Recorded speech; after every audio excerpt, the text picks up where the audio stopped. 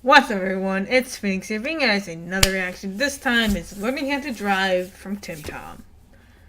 Now, you guys wanted me to react to this, but there is a 50% chance that I've already seen this. I don't actually remember, but there's a 50% chance I've already watched this because I do watch a lot of animators. I have watched a lot of their videos already. So we'll find out, I guess. I can't guarantee that this is a blind reaction, but I can tell you that it's probably going to be entertaining no matter what. So let's get into it. I never really wanted to get my driver's license. Most kids were super excited to start driving so they could go to the mall without their parents or whatever, but I was what my mom calls weird. I never even asked to start driver's ed. My mom just enrolled me one day. Thanks, Yeah. Mom. Driver's ed was really early in the morning. I mean, for me, it was part of the curriculum. It's part of the high school curriculum. You just took it while you took PE, and there was like 1 year where you would have you would have one semester. Was this semester? No, I think it was just quarter. It might have been just quarter. You would have one quarter, and you would basically learn all the stuff the practical stuff that you need to know for driver's ed, and then you would get the basically it was a pass or fail, right? And you would you would attend a seminar, and then you would go to the DMV. You can take the written driver's test or whatever, and do that, and then you would also then obviously do behind the wheel, and then you would get your driver's license. Kind of, basically that. It's basically like that. Before school even started, 0 hour. And I couldn't even be a little late or I'd fail. Which I guess makes sense because you don't want people on the road who missed stop sign day. But I didn't ask to be there, and waking up at 6 is definitely my least favorite thing. Besides, I didn't even care about driving. What, you couldn't wait a year, Mom? One time, a cop came in and gave us a talk about how cars are 2-ton death machines. He ended the speech They by technically asking are. what the most dangerous thing on his belt was. And I answered, Your car keys. gun. But the cop looked at us Car knowingly, keys. held up his keys, and said, "These are the most dangerous thing on my belt." I don't think Which, that's actually the no, case. I'm pretty sure keys are not more dangerous than a gun. Not unless you're bad at aiming, or very creative.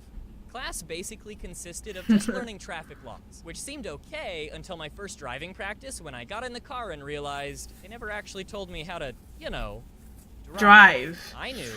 Yeah, that was kind of a problem. Because you can't really teach that stuff unless you're in the car practically. That's why you have to take behind the wheel before you take. Well, actually, okay, I skipped a part. You actually have to do driving behind the wheel with a parent first. You have to do that for a certain amount of hours, and.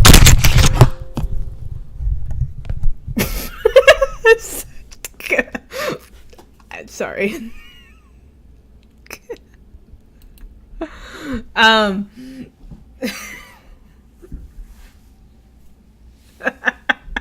Okay.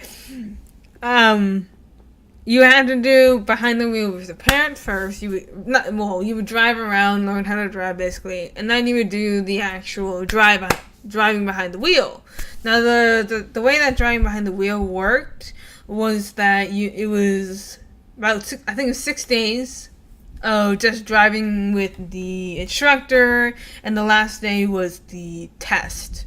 So it wasn't like those you see in movies where it's a one-time thing. No, it was spread out throughout the week. He would sort of give you sort of advice, tips, criticism, assess you on your driving, and then you would take the driving behind the wheel test, which I was very tense. I was very nervous for the first 5 days, but I did what I did. I got over it by the time the test was by the time it was a test, so that was good. I passed the first time. Although, okay, for the written one, for the one of the DMV, I got all the signs and everything, or the symbols or whatever thing, but the practical one, or whatever, the other one, was really challenging in the sense that some of the things that were there weren't actually what we learned. So I was one question short of passing it the first time. I had to go back. I passed it the second time though. And nothing else. I was horribly unprepared. And to make it worse, I'd been paired up with the coolest kids in the class, so they got to sit in the back seat and judge me. It seems pretty irresponsible to put someone behind the wheel of a 2-ton death machine without actually telling them how to use it. That's like if you showed up to math class on the first day of school, and if you can't find the area under a curve, you die. After I circled the parking lot once, the instructor told me to get on the road, which seemed a little soon. I don't even remember how I stopped, dude, but I left the parking lot and came to my first intersection. The light was red, and I stopped.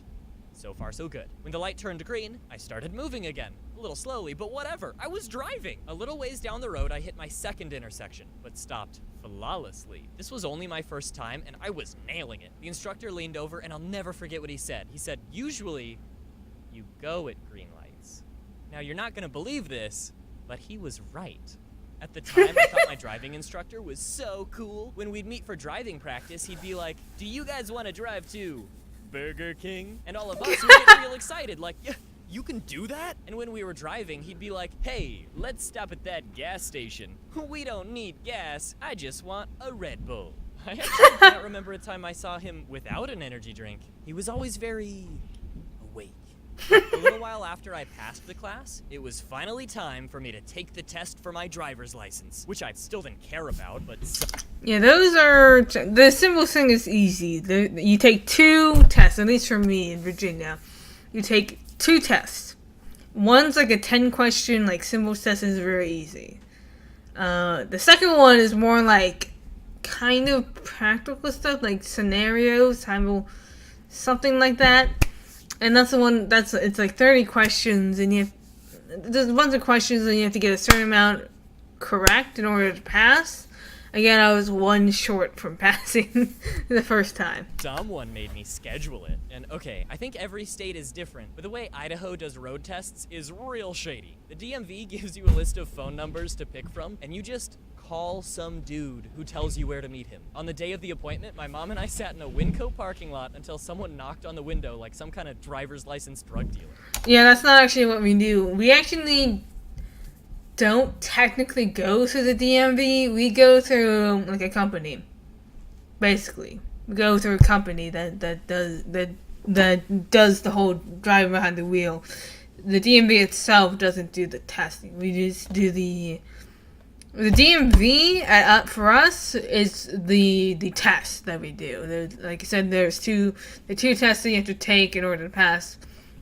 And then they take a photo of you, which will be your driver's license photo. Obviously, you don't get the driver's license until after you've passed. And then you go in and get the driver's license. Oh, so the paper that you get, you also get a paper that serves as basically your learner's permit. So there's that. He climbed in the car and didn't say anything for a bit, so I wasn't totally convinced he was the right guy, but he pulled out a clipboard, and that's how I knew he wasn't a threat. The test started and we drove around for a bit, changed lanes, went over a bridge, and I didn't stop at even 1 green light. When it was over, we went back to the parking lot, and I sat there quietly just waiting to hear if I passed. I mean, I didn't care, I just didn't want to have to do it all over again. That's all. After a couple minutes of silence, he goes, better than the average bear. Whew.